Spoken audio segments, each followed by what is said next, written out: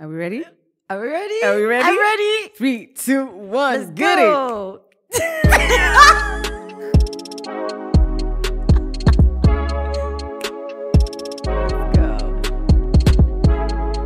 Now people can actually see us doing the not yet. Oh yeah. And welcome everybody to the first ever audiovisual episode of It's Related. I promise. Oh my god. You guys, I've been so giddy this whole time. Sharon has been like a 5-year-old who's been given honestly, a sweet for the first time in life. Like, when everyone was like, camera 1 is rolling, camera 2 is rolling. I was like, wow, look at us. Like you are really excited. I'm so excited. Yeah. It's been how many years in the making? It's been maybe 4 years. And we had no intention to go. Well, at first we wanted to go to visual when we were recording in Jimani's. not Jimani's. At your house. Do you remember? Oh my god. And you had this whole setup. We said we're gonna do a whole like light at the back, Right, with IRIP with in the IRIP in the background, because you had like this one of like these. You had like a bar, Yeah, like a concrete bar. So we're gonna be behind it. We had plans. Yeah. And then life happened. Life happened. We got busy, and we were like, we'll just stick to audio. And now here we are with audiovisual. Imagine. Guys, we are so excited. These outfits are not planned At all. We At literally all. walked in and we were wearing, because I mean, I came in like in a different outfit and I was like, wait, is Yeah, that what you're wearing? that's what Because I'm like, wearing, girl, yeah. I'm wearing like, what color is this? Would you? That's like a burnt it orange. burnt orange? Mine is Yeah. burnt orange. Yours is orange. Orange, probably orange. Just orange, It's more like yeah. what you have on your eyes, on your eyeshadow. Yeah. You're so pretty. Thank you, Oh babe. my So God, are you you? look I don't know. I'm nice. feeling different. Like I'm not used to this. I'm like, am I looking at the camera? I'm looking at me, you. yeah. Like so. But anyway, guys, if you're here, thank you so much. Yeah. Please subscribe wherever you are. If you're watching this on Oh my God, yeah. YouTube, we've never had to Subscribe. say that. If you're listening to us on Spotify or wherever you find your podcast, please make sure to subscribe and share with somebody, because that's the only way we can really, really grow. Exactly. Today, we have a conversation that is actually purely from the audience. Yeah. Because this is our first audiovisual episode, we decided to have our audience from Instagram send us questions. And we decided to just do an Ask Me Anything. Yeah. Especially because it's our first audiovisual. So we want to feel like we want you guys to feel like you're a part of this episode. Like they co-created with us. That you've co-created, which you usually do anyway. There's a lot of you guys who send us suggestions for ideas. So just keep those coming in the DMs wherever you can reach us. And that's what we're going to do today. But in true IRIP fashion, we're going to have to start with what's caught your attention. Oh my days. And for those who don't know, because I know with this new audiovisual, there's going to be new followers who want to see what they look like. How does this Sharon Machira look like? Do you think people don't know? I feel like Do you think there are people in the... I think people maybe don't know what I look like. Maybe you're more known like physically as well. Yeah. Because we're 25 and Yes. you're in a tiny little channel, but like this is me. This is what I look like for those that may be new to my face. And this is me. And This is that's what I look like. But yeah, true IRP fashion. Do you want to go first or? Yeah, I could go first. Yeah, go I ahead, could go babe. first. Tell So us. for those who don't know, because yeah. maybe you've just, you're like, this is your first time here.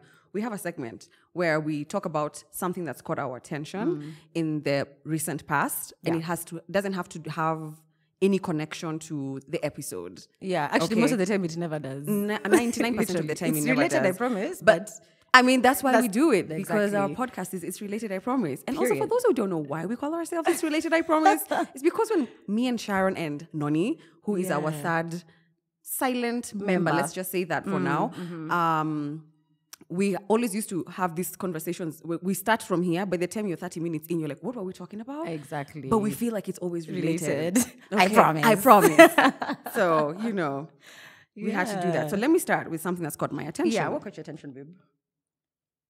Hey, like now I have to like be mindful of like my. Now this is so weird. It's so weird. Because we usually just look at each other. And we usually just dress the way we found each other that day. Babe, I usually shower, I'd come to the brush house. my teeth, lip gloss, and sandals. And I come and I Literally. re-record. Yeah. And now it's like makeup. Now we gotta do our hair. I Oh my mean- God. I need me a Zaddy to pay for my IRIP. All right, so this is what's caught my attention. It's so random. Okay. It's super random. But you know how when people, I don't know if it's my brain that can't do this, but just tell me. Yeah. You know how when people are giving presentations, like taking you through a deck, like a slide presentation. Yeah. And then there's a slide loaded with a bunch of stuff, but they're talking through the slide. Yeah.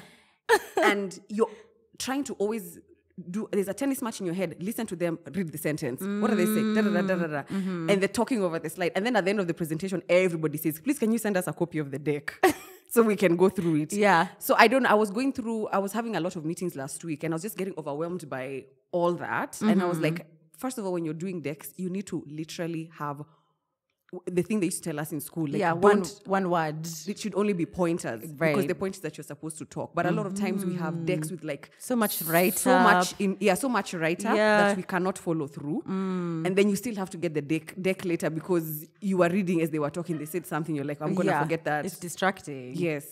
I wanted to ask you, is it just for me or is it you? For sure. Like even for me, when I'm looking at someone giving a presentation, I'm like, do I listen to them? Or do I read what's on the slide? And I feel like the best presentations are those ones where it's a pointer and then now they're expounding. Me, I think it should just be pictures and really? one sentence. Yes. Yeah, like one sentence, like very little list write 10 up. things. Exactly. You say there's 10 things, right? But have a visual that represents those things. Yeah. Because that's something that. I mean, you listen to somebody, and if I decide to listen to you, I have no idea what's on that deck. Yeah. But I think. Would you say you're good at presentations, by the way? That's a good question. I think I'm good in communication. Yeah. So I can communicate. Now, presentation, you see, you also need the skill of actually putting this stuff on slides or on PowerPoint. True. So what are you asking? Is it, I guess, the presenting or the presenting, preparing for the presentation? Like, let's say you have a client you're pitching to and you have to do a prezo. I think I'm okay. I think I'm good. Yeah. Okay. If I prepare, I can do anything. I really can't. What am I looking at? Which camera? I'm so confused, guys. It's our first episode, that one. Yeah, I can do anything. The fact that we have like 3 I'm cameras. so overwhelmed. Guys. I'm like, damn. Yeah. Like we're being looked at. We're being looked at, babe. No, but I hear you on the prezzo. Okay. What's got your attention? What caught my attention is actually, so yesterday I was at a networking event here actually at Afrika House. By the way, we're recording at Afrika House. It's a beautiful event space in Karen, put together by my wonderful friend Peter, and it's just so stunning. Like, I encourage everybody to come and visit and hold your events here. Like, it's oh my god, so I can stunning. have my birthday here. Yeah, babe. No, I thought it was like because you guys are friends thing. I mean, you kind of need to, because also my other friend had the birthday here and they're also friends. So I'm like, I guess I thought it was like you do kind of need to be vetted. Okay, that listen, my you make the birthday cut. is literally in 2 weeks. Babe. Like I actually said yesterday. We do it here. I told Edith. I told the other people. Yeah. I was like, I've decided I'm not doing anything this year. What do you mean? I couldn't figure it. I was like, I'm overwhelmed. So we just come here, then we have a nice thing. I'm serious. Let's do it. Bash, Kanyama, Akadiji. All of it. Can I bring my DJ? Yeah, of course. Babe, there's a DJ stand over here. I'm not joking. I'm so serious. Okay. Done. Okay. There we go. You see, you can do events here. But of course, they are a bit selective with the people that they bring in because it's more like a creative, artsy space. But it's open to everyone. But like, you know what? Just go to their page and understand how it works. Okay. Yeah, that's how it works. I didn't know it was an actual like. It's an actual event space. Yeah. Okay. I thought it was maybe just limited to like close friends. They kind of try to, be intentional with who they host. But it's open. Yeah, it's open for events. I guess we're having a birthday party. So anyway, I was at an event here. It was, let's say, a networking event. And I realized, babe, that nowadays, I don't like the question, what do you do? And it's so crazy because my whole life, that's the question I'm waiting for in a conversation. What do you do? I'm like, I'm a journalist, and I would be so excited to talk about my work and what I do and who I'm working for, whatever. Yeah. And yesterday, because I don't know, like I remember driving home because we're in Karen and I live like halfway across town. Mm-hmm. The whole, like, I was just so self-conscious about why is that question. Like, it was pissing me off. Like, I was like, if somebody asked me this one more time, and I realized it's because I think now that I'm doing so many different things, this whole gig economy thing, you have to be so multi-hyphenated to just I have a podcast. I have this. right. I'm also a content creator. I'm also a PR. I also used to work at Google. Like, and even the skills you need to have to do the things to pay the bills and whatever. It's like when someone asks you, I mean, I don't know how you answer that, but like, I struggle to say content creator because I'm like, that's one facet of my life. I struggle to say podcaster because again, that's another. So I'm just like, I have to suss out who's asking me and then figure out what do they want to hear. And it's like a bit problematic because it's like, why can't I, like, I don't know, because I don't think I'm a journalist. I mean, I'm a journalist, but I don't say I'm a journalist. Because right now you're not actively doing journalism. Right. And I'm not a PR, whatever, practitioner. Yet you were. Yet I was. I'm a content creator, but that's like not my... Do you think maybe you hesitate to answer that because you don't feel like content creators are taken seriously in a conversation? Because if the highest paid people in the country were content creators, then I'd say it with my chest. Maybe there's that element, but in the group that I was with yesterday, actually a lot of people were content creators. So there's definitely an element of that in certain circles. I think it's because even maybe I don't believe that that's like a real... I don't think it's something you're proud of internally. Yeah, that's why probably. you're fighting. And I really struggle with it. Like someone asks me what I do, and I'm like, oh my God. I'm now that chick for, why should we talk about what we do? I'm that babe. Yeah. Literally. So yeah, that really caught my attention, and I was like, wow, I need to sit with this and figure it out. I think you need to sit in front of the mirror, not the mirror, but like sit in the house and say, I am a content creator. Yeah. I am a content creator. And think of the accomplishments you've done as a through your creator. creativity to get some confidence. The next time somebody asks you, you say, I'm a content creator. Oh yeah, what do you create? Well, I have a podcast. I also produce, but I do have a background in journalism and PR. Yeah, actually. Did you ever have that thing where you were just like... Absolutely. Really? I hated being called an influencer. I'm like, what the fuck is that? Oh yeah, you told me that once. Why are you calling me an influencer? Like, you're like the best influencer. I'm like influencing. I'm like, I'm like brainwashing you. That's how I used to see it. Yeah. And I used to find it such a unserious thing. Like you just wake up and say, hi guys. Get ready with me. I'm having oatmeal for breakfast. Oh my God. So delicious. Like that's not how I see myself. But I just had to, I don't even know, babe. Yeah. What do you do when someone asks you? What do you say? People rarely ask. Because everyone... they know about me. They know about me. Niggas been Googling me before we meet up. But for real, no one has asked me that in a long time. Yeah. Eish. But I do have that same hesitation where I'm like, I'm a content creator, but then so I have to start explaining. But the fact that I have lived off of this comfortably and even in surplus for what? When did I fully I would say 2020.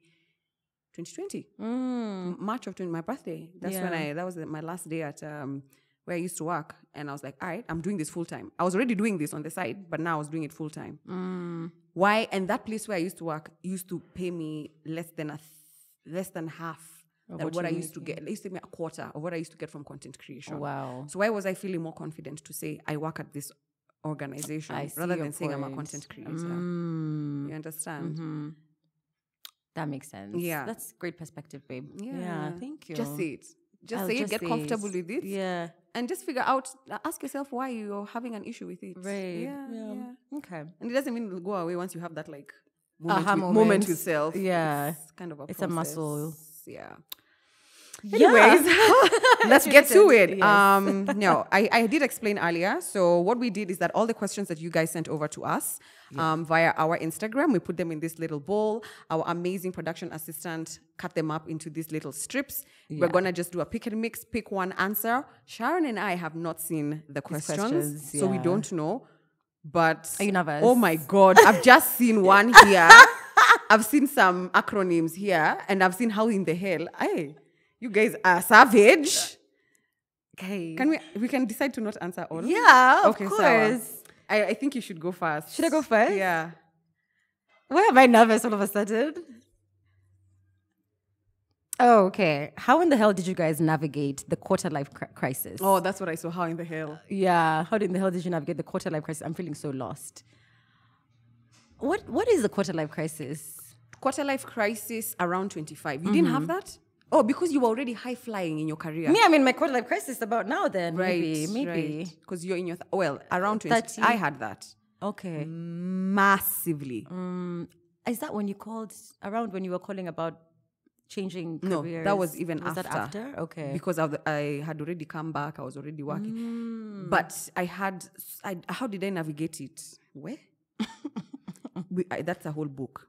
You really have to just, how do you navigate it? I think when you have a quarter life crisis is when what you think you're supposed to be doing and what you're doing are not aligned. 100%. And be very clear when I say what you think you should be doing. Do you understand?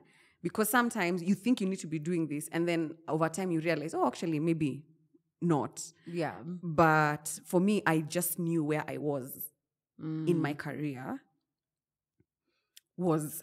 I didn't know, the thing is, I didn't know where I wanted to be. So I didn't even know, like, oh, I want to be a content creator. That wasn't even in the cards. We didn't even have, like, content creators as such back when then, I was 25, as a career 23. even? Yeah. Not as a career. I mean, we used to watch stuff on YouTube, but it was just music videos. And then now people really started doing user-generated content for real on the continent. And it took a life of its own.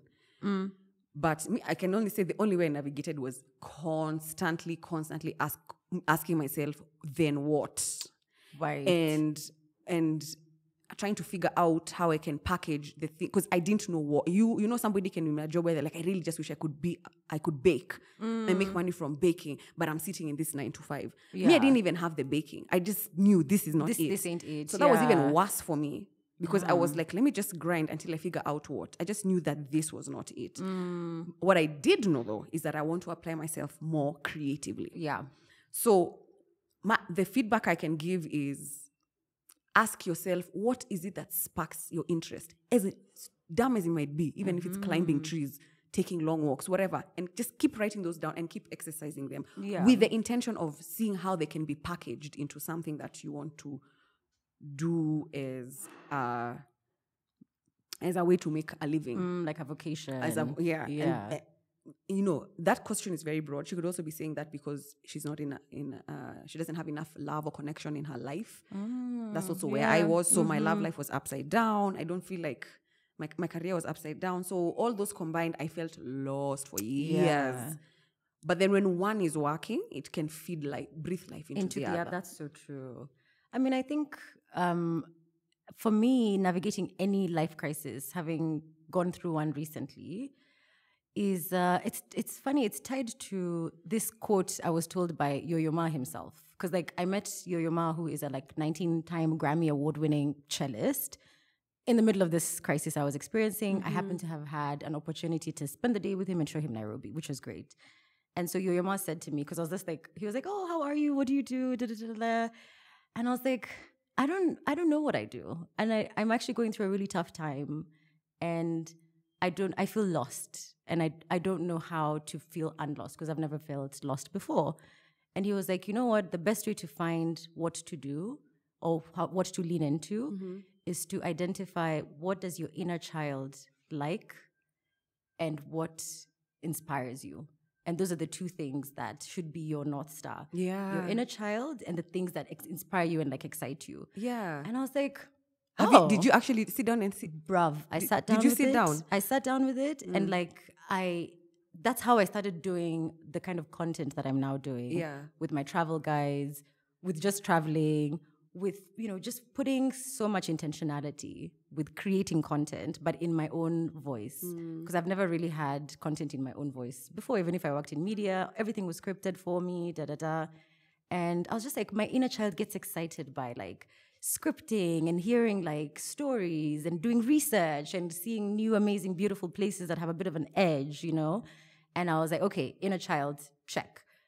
What inspires me? What inspires me is being part of a team, working with people that are so professional, like Dennis, who is the cinematographer that I work with, or Gloria, who's our assistant. Just professionals. People are let's professionalize the thing that we're doing and be the best at what we do. And I was like, this formula actually works because in doing that, where every day I'm serving my inner child and looking to do things that sort of inspire me, I was somehow able to navigate what was a very stormy, dark place. And I'm not fully okay now, but I'm so much better than where I was. Okay. So I feel that formula definitely helped me, I would say to the navigate. person who sent this question, how in the hell did you guys navigate the quarter life crisis? I'm feeling lost. I would recommend a book. There's a book written by Julia Cameron called The Artist's Way. And it's not only for artists. It's for anybody who's just trying to figure out. You understand? Like, what the fuck? Get this book. I got my copy from Textbook Center. It's a book where you read one chapter a week. Yeah, it's like a workbook. It's a workbook. Yeah. It has 12 chapters. You can get in Textbook Center, Sarit Center. Julia Cameron, The Artist's Way. I still haven't finished it because of my own reasons. I got to like week 6 and then I had to start again. Just read the book and you'll understand. But there's a place where she asks you, like even in 3 different chapters, she asks you, write down without thinking 20 things that you loved doing as a child. In a child, like, just throw in there. those wounds are and so mine kept real. repeating. I loved being on roller skates. Yeah. I loved watching movies. I loved writing. I loved reading. I loved What did you love doing as a kid? Hanging around being with my friends, always playing. Like sitting in the house for me was not so it. figure that, and then it might help. It might help. It might help. Yeah. Do you want to pick the next one, babe? Okay. Actually, these are many. There's too many. I don't think we'll finish. We'll try run through them. I mean, it depends on on the questions. How do you feel about long distance relationships? Don't do them. That's how I feel. Next, thank you.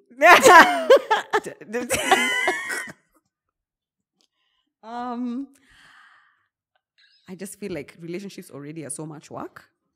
Now you add distance and time difference, assuming this is somebody who is in a different time zone. But if you add distance and then time difference, it's just too much. Yeah. But if there are some relationships that are so unique in their connection, but everyone thinks that at the beginning, everyone thinks that I've seen. The question is, have I seen a long distance relationship work and work well? The answer is no. So from my experience, I just don't think it works unless you're married. So me, I would say they're definitely hard. I think it only works if there's an end in mind.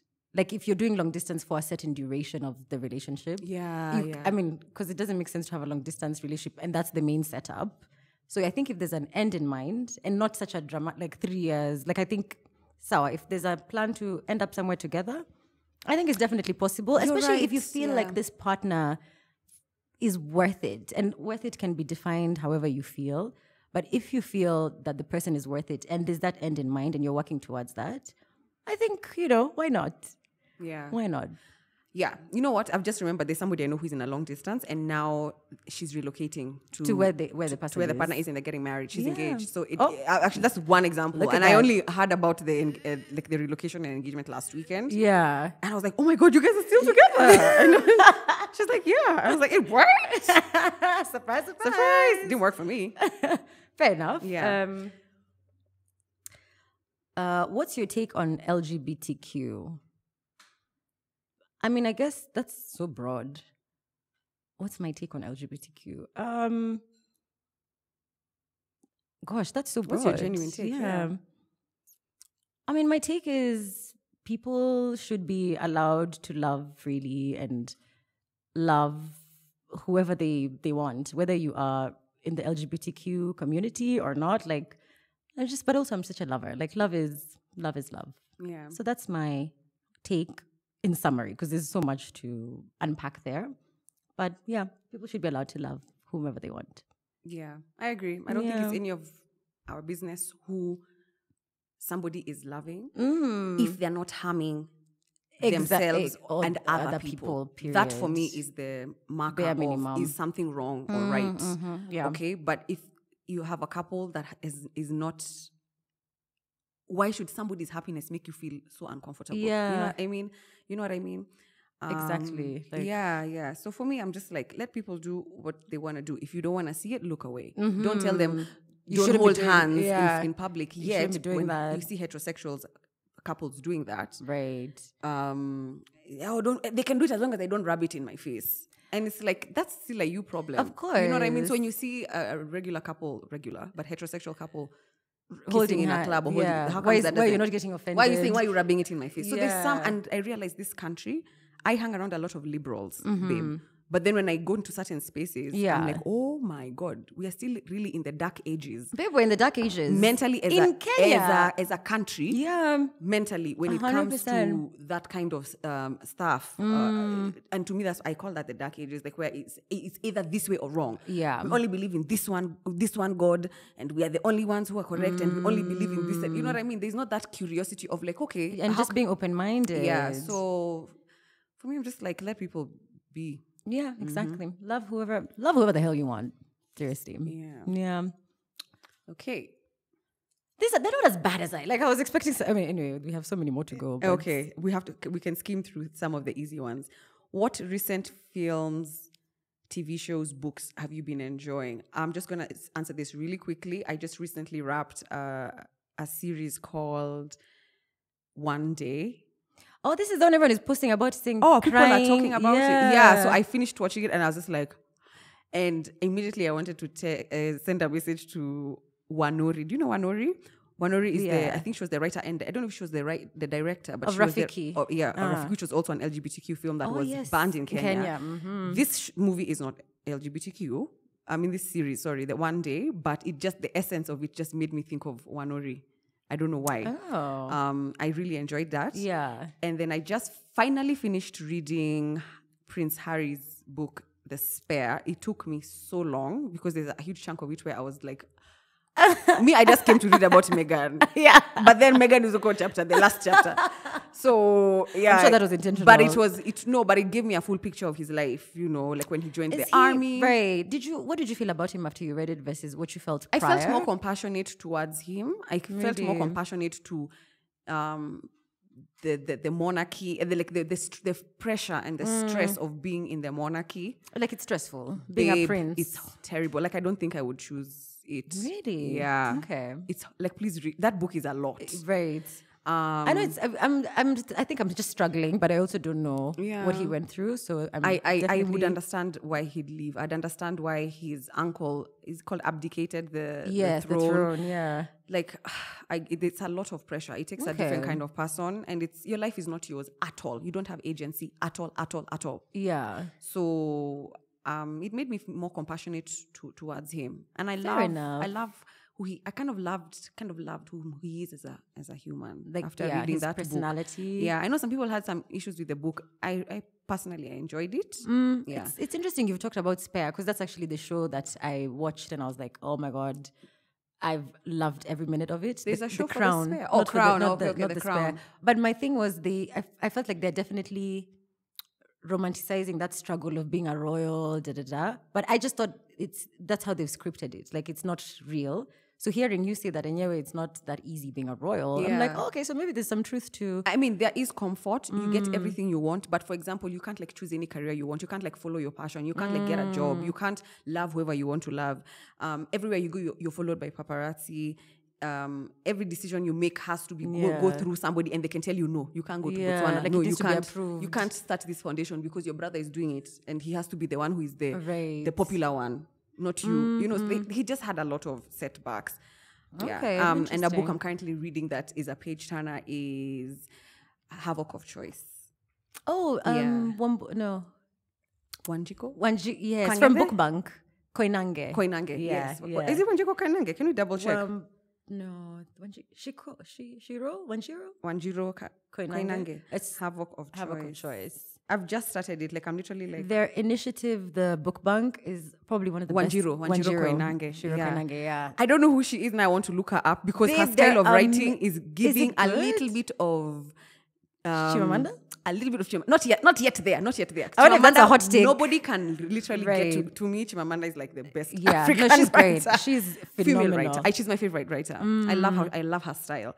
But I'm really enjoying this book so far. So yeah, Havoc of Choice. Oh, that was supposed to be a short answer. I know, look at us. It's related, I promise. It's related, I promise. I am currently not reading anything, to be honest. But watching, The Crown was like literally best series ever, in my opinion. And And I want to start watching The Bear. I think you're the one who told me. The Bear who is recommended really good. The Bear. Yeah. The Bear is really... I had to take a break after season 1. I was so Really? overwhelmed. I haven't gone back. Oh, well, like it's sad. No, it's not sad. It just want to really watch a makes sad- me so anxious. I already have Really? anxiety, generalized anxiety. So, I don't want to watch a show like that. no, it's not bad, babe. It's not bad. So I have anxiety. No, you won't get anxiety. I promise you won't. Yeah. It's just there's a scene when the receipts didn't stop coming through the machine. If you guys have watched The Bear, you get it. And I'm like, when are they gonna get their break? Like, Oh, you know, okay. you're just Yeah, like you're rooting for the... I was like, the I need a person. moment. You know, like you feel the pressure of the kitchen. Okay. You know where they say like the kitchen has so much pressure. Yeah. I was just like, yeah, I need to, for that one, I'm happy to watch like an episode a week. Because when I watch it, as soon as I get out of the house, I'm even rushing. Like I get into that space it's like let's go. So I took a break after season 1. I was like, hey, it's too much. Yeah. And I'm like, don't fuck this up.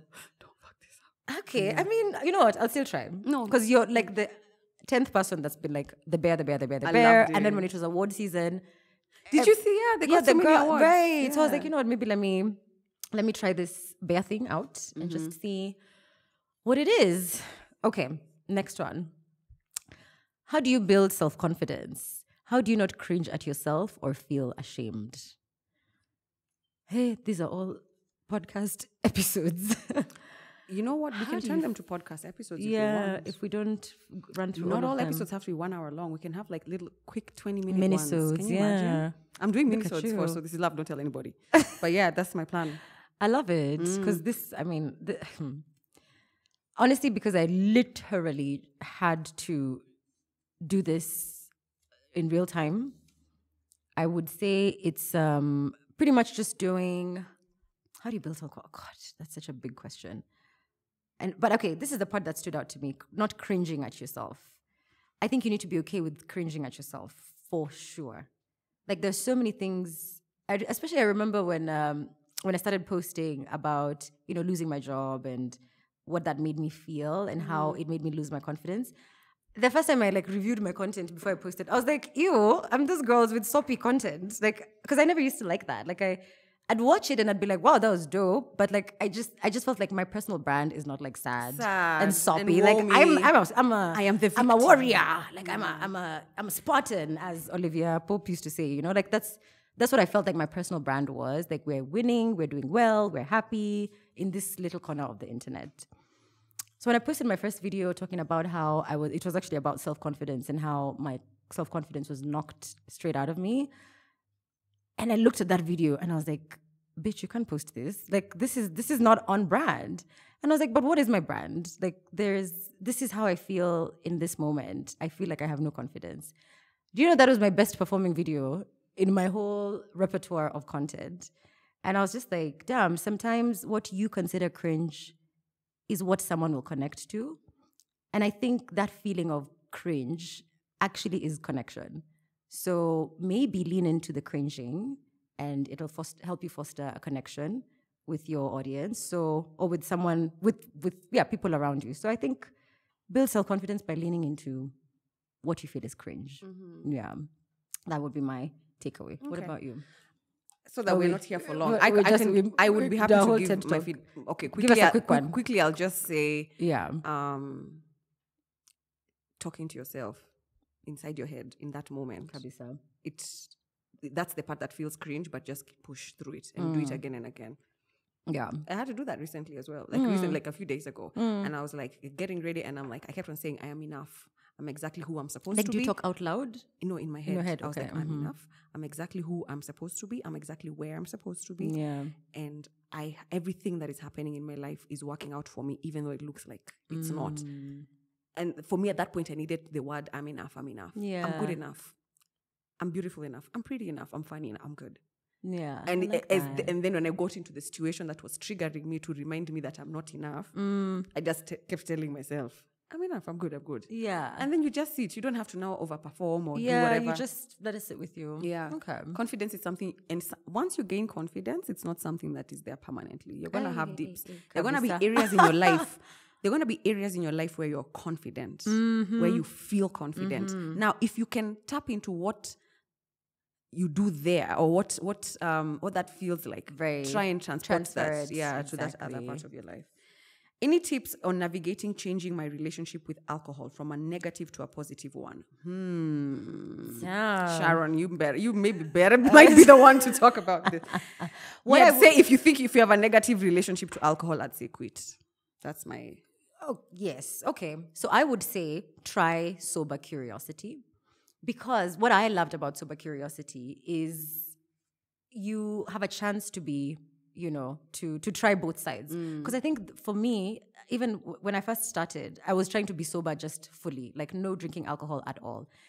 And then I realized I was really struggling with enjoying, like I felt like I have this big homework I have to do. And so life stopped being fun. And it wasn't because of the alcohol, it's because I felt like restrained, like I can't have fun and enjoy myself. Would this feeling come when you're now out with friends? When I'm out with friends and everyone is drinking and having fun, and I'm over here in the corner like, I can't drink, as if there's something wrong with me. And I didn't like that feeling. So what sober curiosity does is that it just reframes your idea of your relationship with alcohol, where you are predominantly sober. Drinking becomes the anomaly. So whenever you drink, you're supposed to tell yourself, this is some weird shit that I'm doing. I'm still going to do it anyway, but like this is not the norm. Because currently in society, we're wired to believe that drinking is the norm. So sober curiosity just sort of takes that and makes it sort of topsy-turvy, and you are operating in an opposite mindset. And I think, honestly, for me, I still, like now I drink. I'm not fully sober, but my relationship with alcohol has changed so dramatically since I started being sober curious. What was the relationship before? Before it was, I need to drink to have fun. I need to drink, like I'm a heavyweight, people who drink are fun, people who don't drink are not fun. Like it was very black and white. Whereas when I flipped it over, I realized, first of all, drinking is not bad, for me at least, in moderation. And if it doesn't interrupt my productivity, because I think for me, it's a productivity issue. Like I don't mind drinking, even drinking a little heavier. If I'm on holiday, there's really nothing I'm doing, I'm good with that. But if I'm drinking and my productivity is affected, then I'm like, for me, that's an indication of an issue. Okay. And I think for everyone, it's different.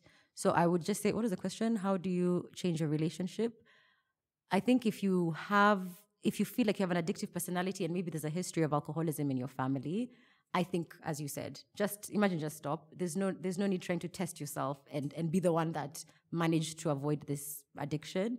But if you're like me, where it's not really a big challenge for you in your personal life, but you know that it's still not serving you, try sober curiosity and then see where you land. Okay. Yeah. No, it's you to pick. I did pick sober curiosity? No. Okay, it's me to pick. Oh, this is a small one. Wow, I spoke too soon. What are you afraid of? You guys are asking us such therapy questions, man. Michelle, did you send in those questions? I am afraid of failing as a content creator. Yeah. I'm afraid of not finding the success that I thought I had in my corporate life. As a creative, corporate life brings you so much comfort. And as a content creator, like, this shit is so hard. It's so hard to make money, regular money. Yeah, it scares the shit out of me. Yeah. What are you afraid of? I am afraid of not having children, and then when I'm old, I regret that decision. Because I'm still there, like, do I really want to do that? And I am scared of poverty. Yeah. Failing. Yeah. I'm scared of not being able to pay my rent one day because I don't have this safety net that employment gave me. Yeah. Yeah. So I do have that fear. Yeah. Yeah. Damn. Yeah, but we push through. Look at us. We move. Come here, we become audiovisual. We keep it moving. So now if we feel fearful, we just stay in the house and continue to be fearful. We must push through. Hey, I don't have time for that shit. First of all, Shinduo. How do you manage your money? Money advice, please. Wow. I would say refer to our episode where we had Valentine from Afrika's Pocket. We're going to leave it somewhere on the screen with the link to that episode. on personal finance. She was a really great.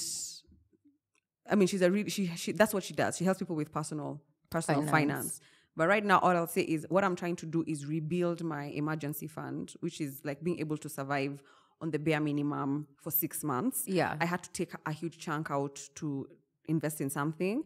And then also last year, I traveled to visit my brother in the UK, which I touched into that money a little bit because I ended up staying like more days. And then remember, I couldn't get a flight back on time. So I had to do like an immediate flight, which was like a whole 250. Babe, my God. I almost died. Hey, I was like, so now I'm rebuilding. So for me, I'd say first get your emergency fund in check, have a standing order for savings, emergency, and maybe something else. For me, it's travel. Yeah. Because I know I always want to be like, yeah, let's go, Diani. Ooh, let's go. Yeah. And then figure out what investment looks like for you on a personal level. Yeah. Yeah. I like that. Okay, we'll try race through. Actually, these questions are so therapy. Damn. How do you deal with imposter syndrome in adulthood, especially when you start living independently? Yeah. Guy. Imposter syndrome never ends. Goes away. Let me tell you. Forever. You just become bigger than it, but it's still gonna be there.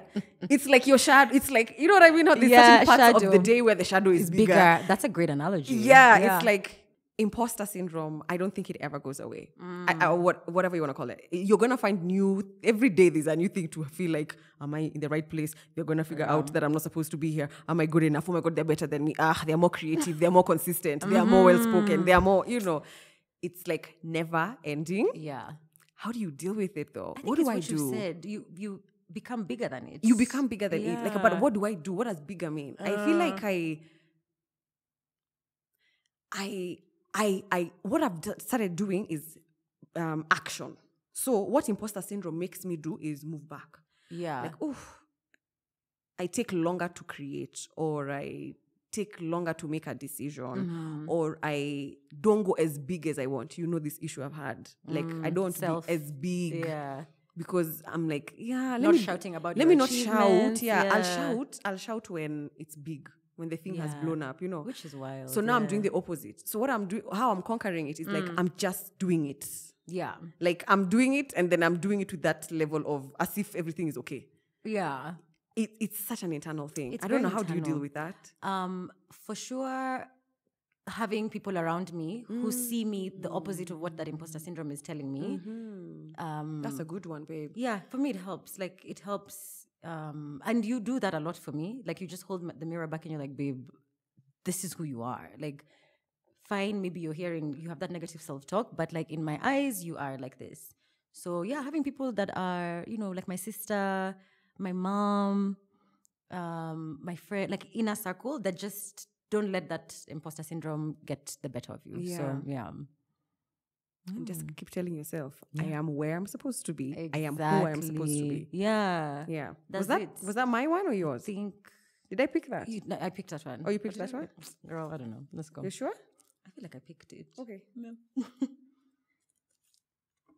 Wow. If you could live anywhere in Africa except Kenya, where would you live? Great question. I'm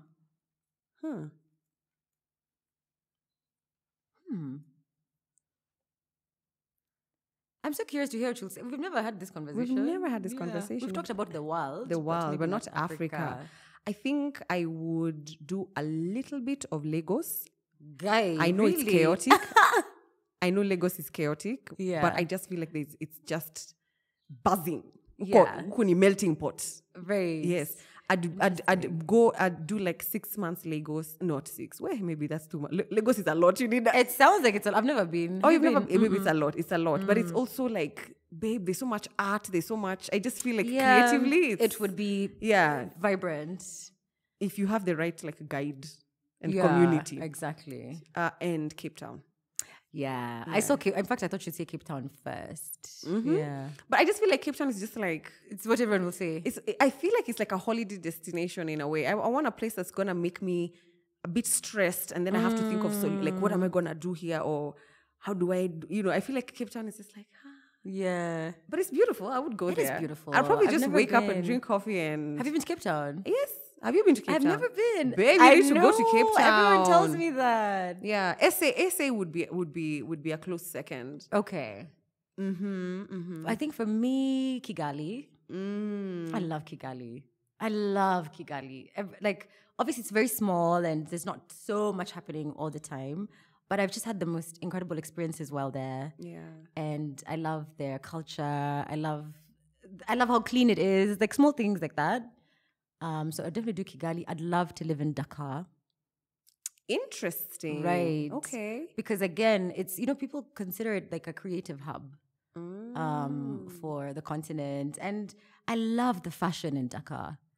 Like the way the women dress over there. Have you ever seen? No, I have I have Dakar, zero references for Dakar. Babes, fine girls. Like they're like the fashion. It's like their dresses are big. Really? It's like I don't even know if it's something I would wear, but like I just I want to Google. I love looking at women them. in Dakar. Like the fashion is incredible. They're so beautiful and boisterous, but not in an overwhelming way. So yeah, I think for me, Dakar, Kigali. And Dakar and Kigali. Okay. South Africa, I like to visit. I don't think I'd want to live there. There's something about that society that I'm like, every apartheid day. or what? Yeah, maybe. I don't know. For me, I'd be scared of the xenophobia. Yeah, there's some undertones in SA that I'm just like. Wait, but there's undertones everywhere. You They go to Europe, first of all, we are not even wanted. But see, those ones for SA, I just don't want. You know what I mean? Like there are other undertones that I'm like, okay, cool. This even Kigali has mad undertones. I think the question, if we had all the money in the world, was it about? Did it say money? No, it was just like if you could pick anywhere. If I was to live comfortably anywhere, I'd be okay with Lagos, babe. Because I feel that is so strange, babe. How is that strange? I don't know where I imagined you'd say somewhere by the beach. Okay, Lagos is by the beach, but that's not live. That's like holiday. Okay, may I imagine if I have all the money in the world, I'm not trying to like work. I feel like I might connect more with Nigerians than South Africans. Okay, that's a good point. The people. Yeah. Okay. Like I live in South Africa, especially Cape Town. Cape Town is very affluent with the whites more, I guess. Joburg, I feel like I've seen more black people living in wealth. Right. So okay, you know what? That element I would of people. Still say, I hadn't thought of, because Nigerians are a vibe. But also some South Africans. Hey JJ, some South Africans are a vibe. Yeah. Anyway, that's my pick. Okay. Is it me? Yeah. What does this say? Will we have Kwambox back as a guest? Absolutely. For sure. Yes. In fact, Sheila, if you're watching this, here is your invitation. You are very welcome back on the box board. Look at me.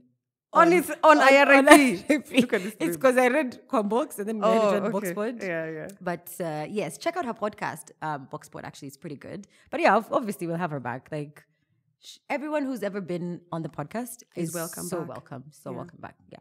Even Noni. Especially Mudosh. Okay, this last episode was so nice. Yeah. Myth of the Abroad. Oh, I need to listen to it again. I never listen back to episodes we publish. Yeah, it's probably good practice. How much of your perspective has changed on the value you've put on yourself? Damn. Wow. Who are you people? Guys. What? If you just wanted to listen to our therapy session, how much just said. How much of your perspective has changed on the value you've put on yourself?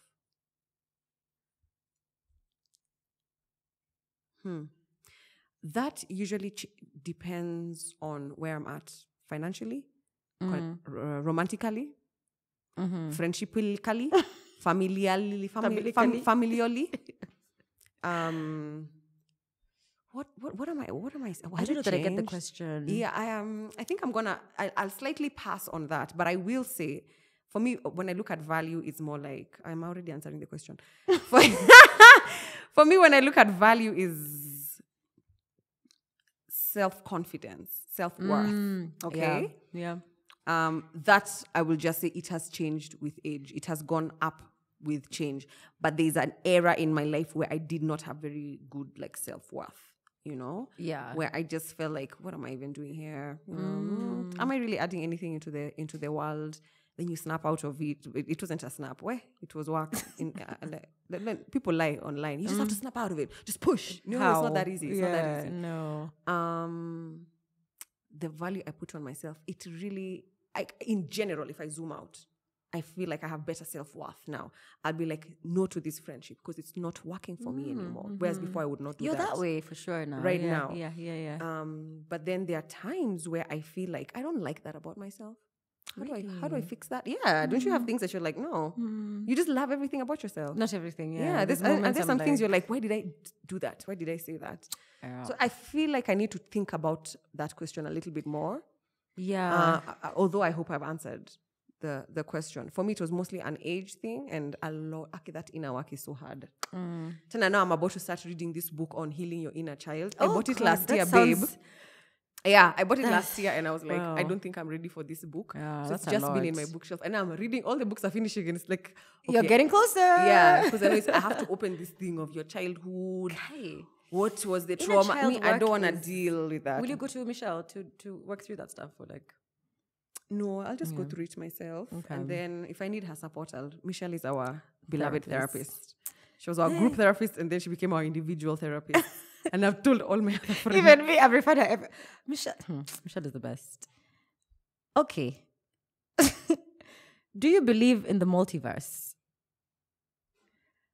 Okay, this is my ignorance showing. Is the multiverse that thing for Spider-Man? I mean, for the Avengers? What is the multiverse?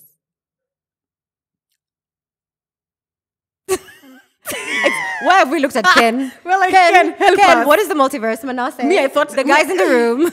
Because I thought the Beryl has no idea. multiverse is the idea that we are not alone as humans on the...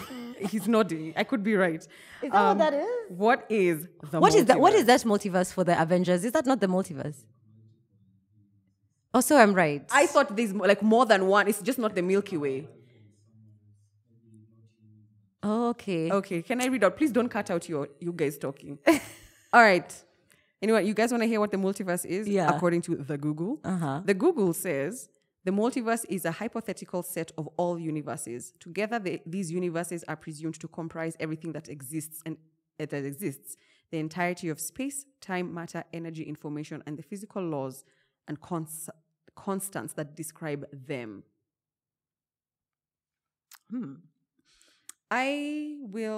She asked if we believe. Yeah. I find it hard to believe that we are the only ones. I agree. And I think what we think we know, like, Milky Way, I think when we die, if God allows us to know better, unless he wants us to come back for another life cycle, I think we'll be like, oh my God, that's what we thought. I mean, just the other day we realized my very educated mother just showed me 9 planets is bullshit.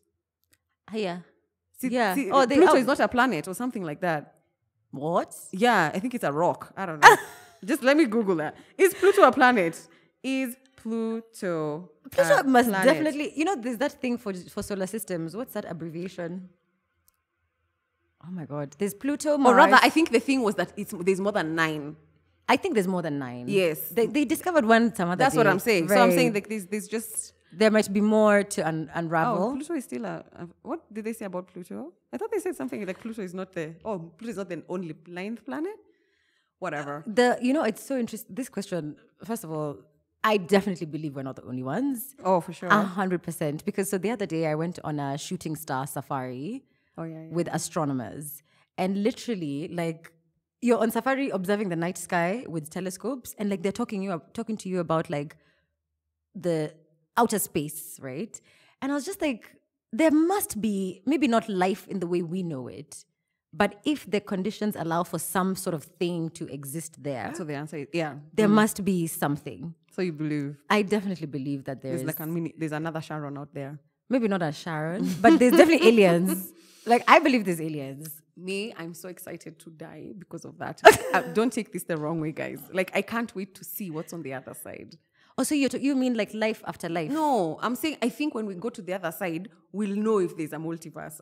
But wait, the other side of life and death, or like the planet? Not the planet, the death. I think when we die. Yeah.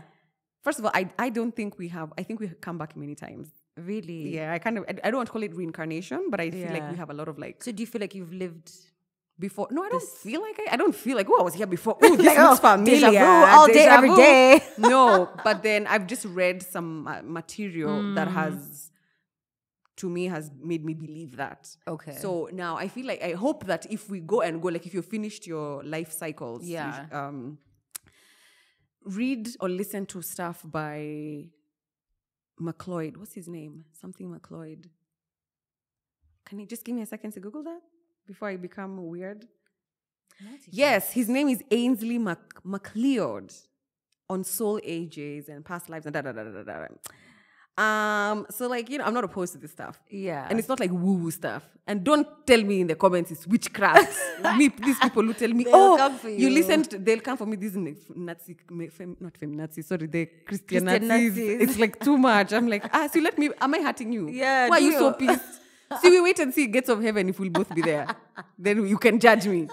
And imagine God is still loving me as I'm doing. Imagine. And then you, who is not loving me, and you want me to come and pray in your church with you jokers.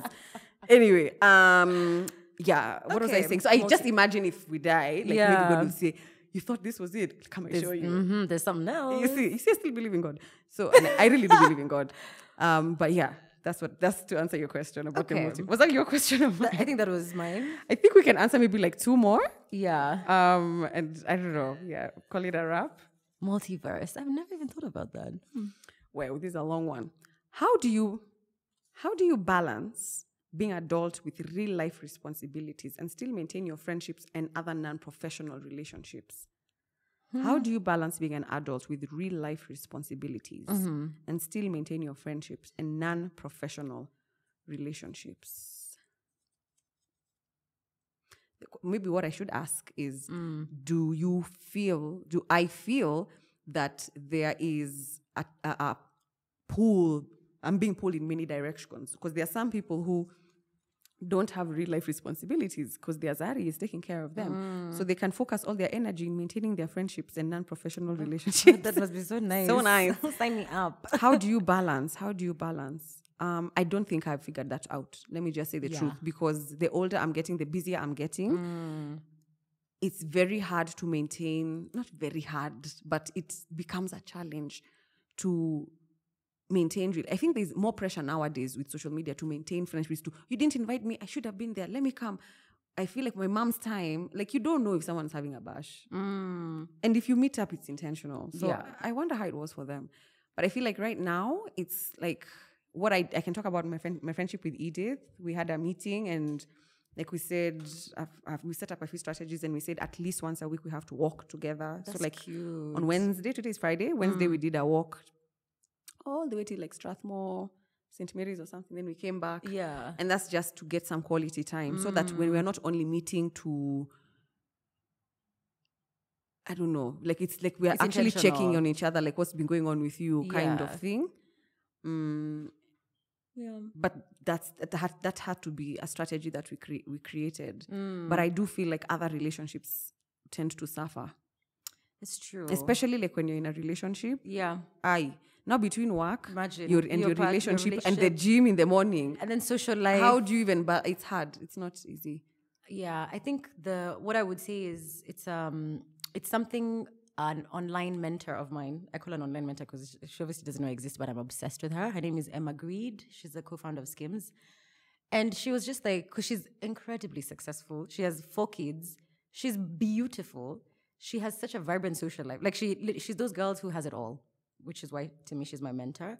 But she's always like, every time she's asked that question in interviews, that balance, she's like, there is no balance. Balance is not it's not a real thing. It's not a real thing. It should be a mindset rather than a place you're trying to get at, where you're trying to think, okay, have I spent enough time with, like the way you and Edith are doing that intentional thing?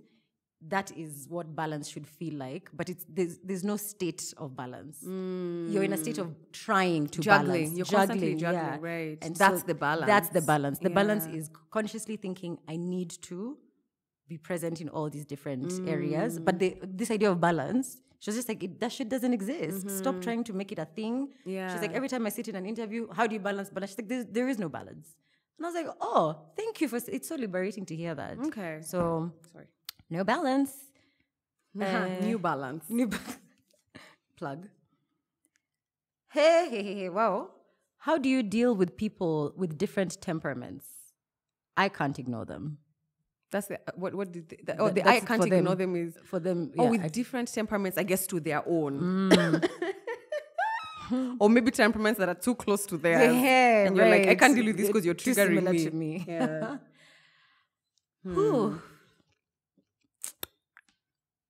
Just don't hang out with them. Yeah.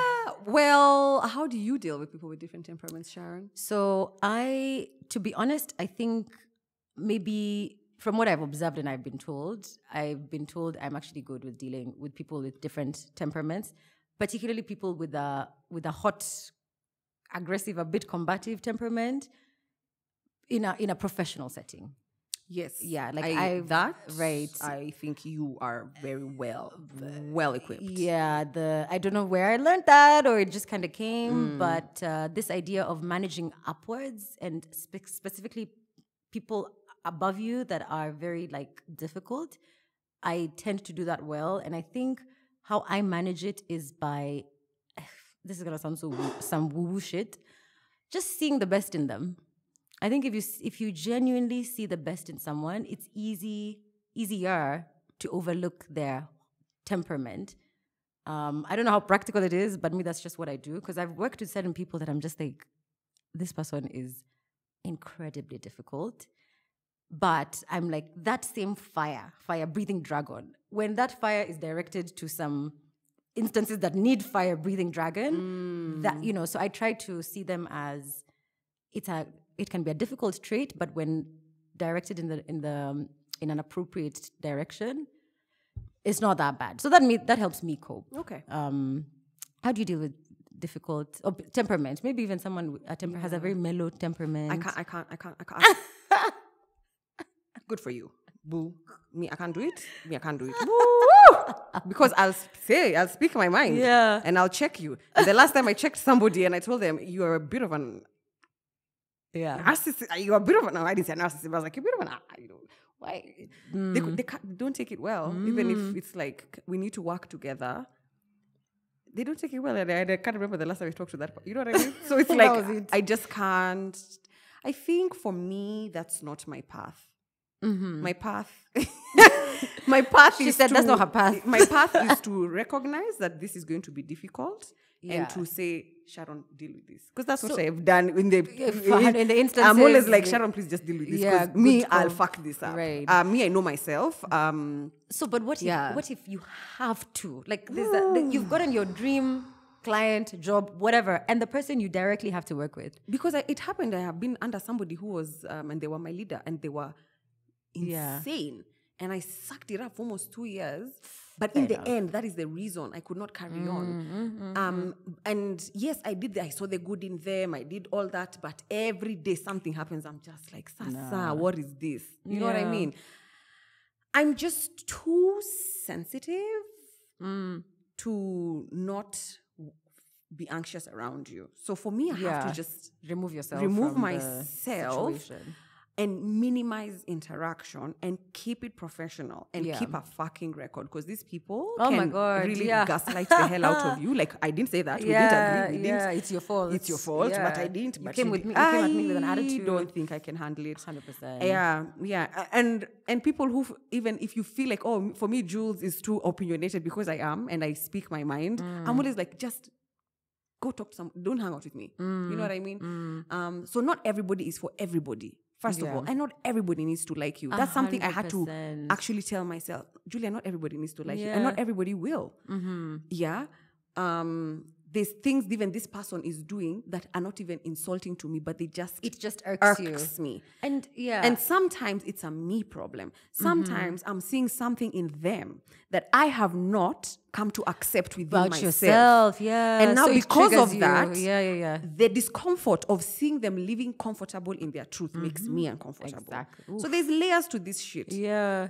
If that is the reason that you're struggling with that person, you can work on yourself and be comfortable around this person. But if this person is insulting, abusing, demoralizing, patronizing, I just don't put myself in situations where I'm with them. Like, I'll do like 15 minutes. But when they start that thing, first of all, I'm like, Sharon, deal with this person. I can't do it. Because I'll speak back and I'll fuck shit up. And I wish I wasn't as... But I do fight for my stand up for my rights. And that's who you are. Yeah, stand up for point blank, period. Yeah. Next.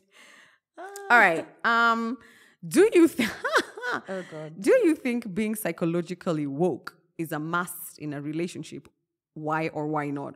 what does psychologically woke mean? Is it emotional intelligence? Especially she's emotional. I think she means emotional intelligence. If you mean emotional intelligence, do you think being emotionally intelligent is a must in a relationship? 150%. Well, the answer is always, it's not a must. You can decide to just be who you are and figure things out. Yeah. But if you're looking for a long-term relationship and relationships and a healthy one, you have to have a level of emotional intelligence. You have to have some empathy. You have to have some ability to do some self-reflection. I agree. You have to have a humility and be able to be like, humility. When somebody says, we're always late because of you. Kwani, you don't realize acceptance. Yeah. It can be a bitter pill to swallow. Humility is a real one, babe. Alrighty.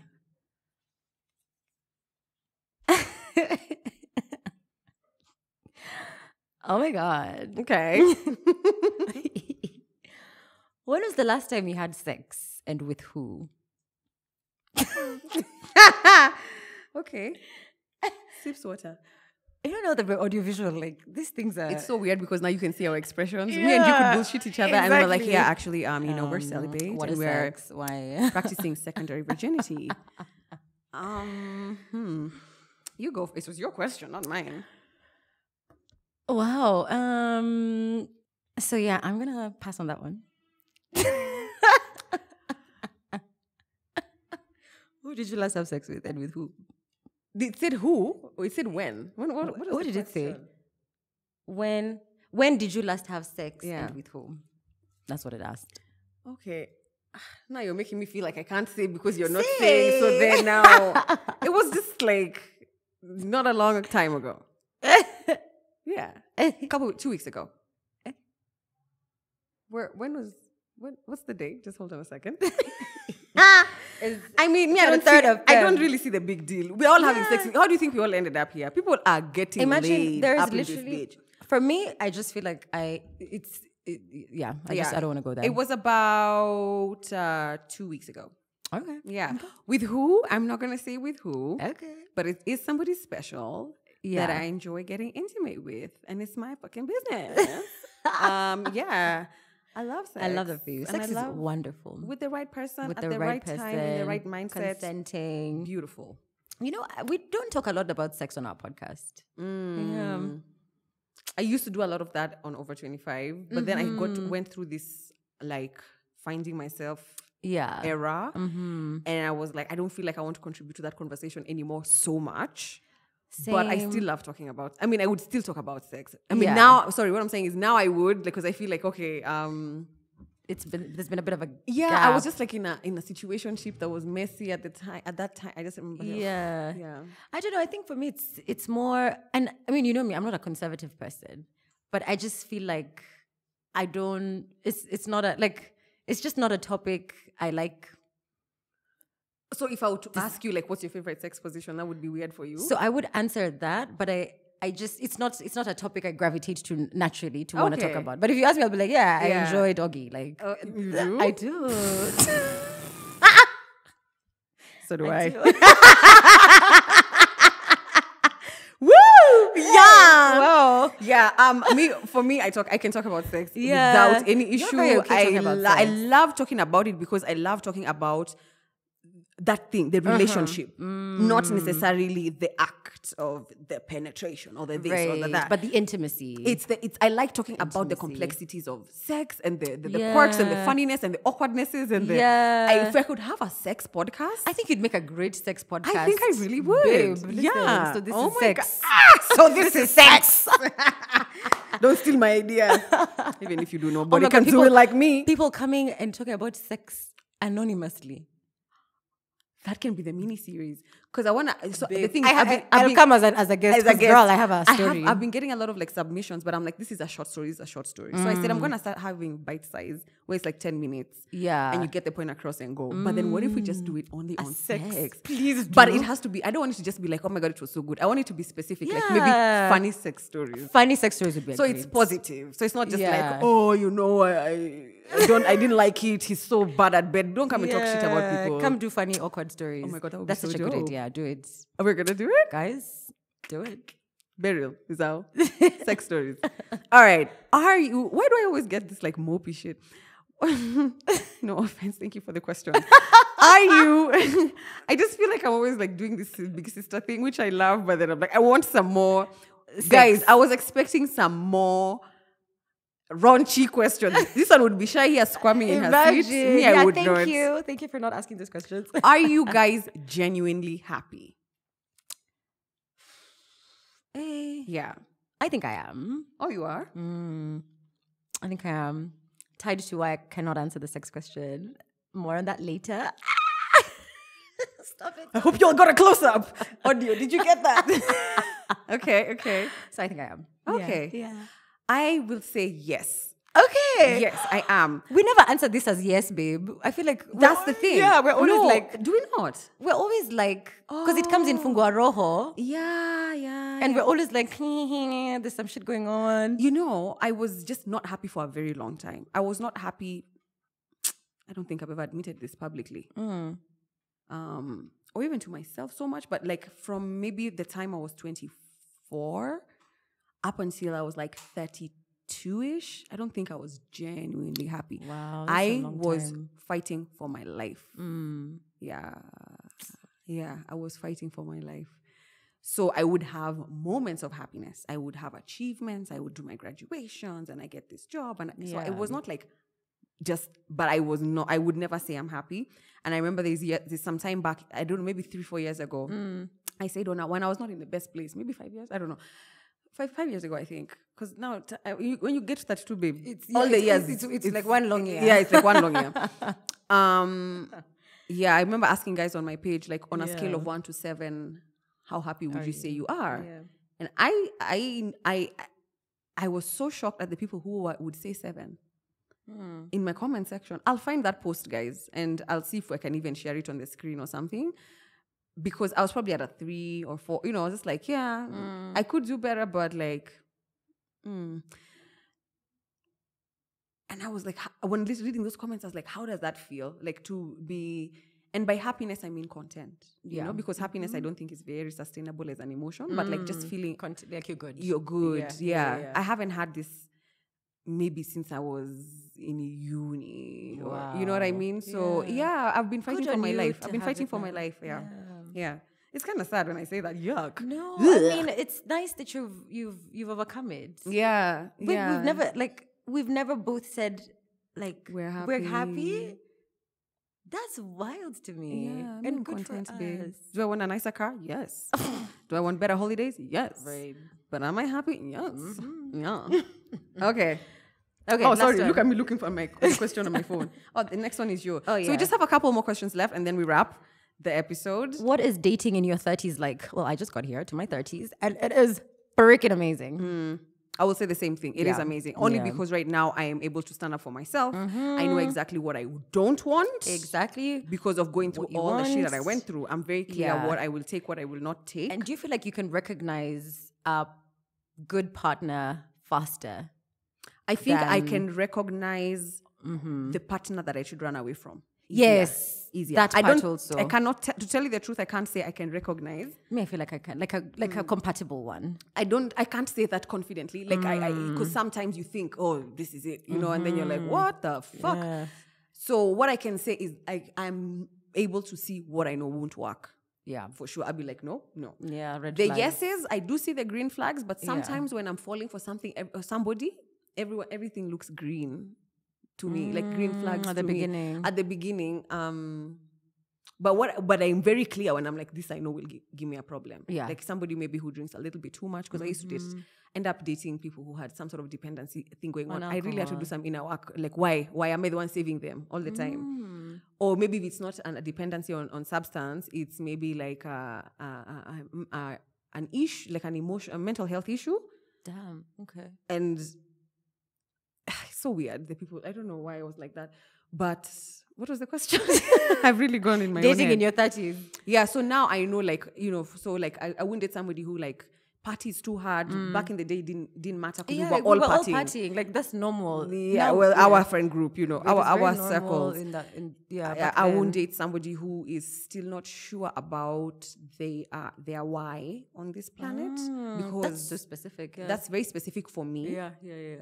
I don't mind someone. But I like would not judge you if you're not there yet because Yeah. it took me a while to get figure there. it out, But I need yeah. somebody who is like, I know, at least you know Yeah. where your joy lies. You know, not just like I'm figuring things out. I hate my business. I hate I don't wanna. So I know what I can't put up with. what I know will not work for me long term. Okay. Yeah. I hope that answers the question. All right, next one, babe. Is it possible to love two people at the same time? What kind of love are we talking about? I love you. I love her. I'm pretty sure they're talking about like dating. Let me not be silly. Do you think it's possible to love two people at this? Love. Imagine, I think it is. And I think I've been there before. Really? Love. Okay, whatever I thought it was love at that Okay, time. yeah, but even in hindsight, I think I love them both. Girl, Yeah. what did you do? I picked one. Did you make the right choice? In hindsight, maybe not, actually. You went with the baddie? You went with the dangerous one. The one that makes you nervous and leaves your tummy in knots. 100%. Those are the ones you run away from. Aki, I was too young. But I definitely think you can love two people at the same time. You love them differently. They feed different sides of you.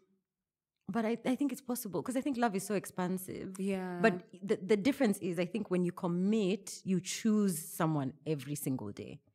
But it doesn't take away from the fact that you can love two people, but you choose to commit to that person you've committed to. Okay.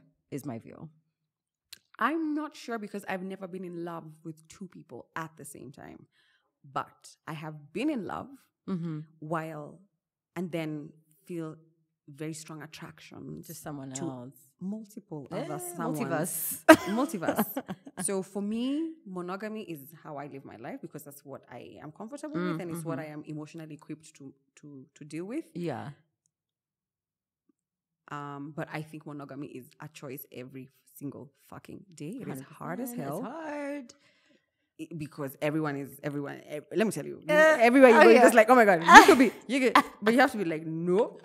So when things just happen, they don't just happen. You have to constantly. I've been strongly attracted to somebody else, like really, like oh my god, you can fuck up my relationship. Yeah, but then those ones are dangerous. Those ones are dangerous. When it's happened to me so many times, Yeah. so I have to really choose. So to person. answer that, I would say yes because of that.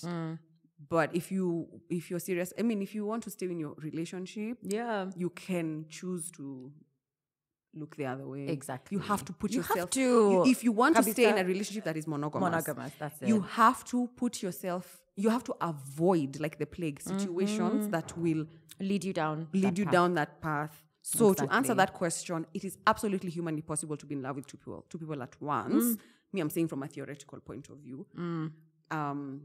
We are wired that way. It's not just men, by the way, who are polygamy. Even our Even forefathers had women. many men. Even women. It's just that we were oppressed, my friend. You can't express that. Yes, and the setup those days that you needed more women. Women used to die in childbirth and blah blah blah blah blah blah. When a woman is pregnant, she can't maybe have sex with her husband as much as he wants. So there was, I think polygamy was maybe made sense a bit those days Back then, yeah.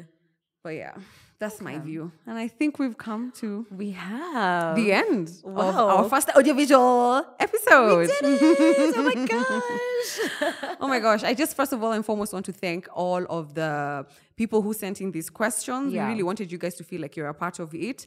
Please make sure to leave your comments on some of the things we've said. What are your own personal opinions on the questions that actually stood out to you? Remember, you can follow us on our social media handles at It's Related, I Promise on Instagram. Yep. And we really want people to engage with us by using voice notes. I know now we're audiovisual, but I think you can still send in your voice notes. So for the audio part of our podcast, Maybe they can send videos. maybe they can send you videos. want, if you want. Maybe. That's on our DM on Instagram at It's Related, I Promise. Yeah. I have been your main host today, Jules. And this is Sharon, and we will catch you Next time, and as always, it's related. I promise.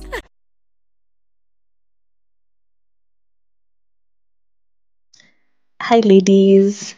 I really, really loved the episode on faith, sex, and secondary virginity. I think the fusion between Christianity and self awareness was beautiful. I mean, coming from CK, who I loved, by the way, this is the first time I've had her speak on anything. So, kindly tell us where we can follow her. If she has a church, we'll go to that church. But the discussion was very, very enlightening, and I feel like more women are being called upon to just analyze the intentions, the reason behind the things that they do. And once we do, we'll be able to live in our power in a world that is set against us. So definitely forwarding this to all the women in my life. Thank you for this episode.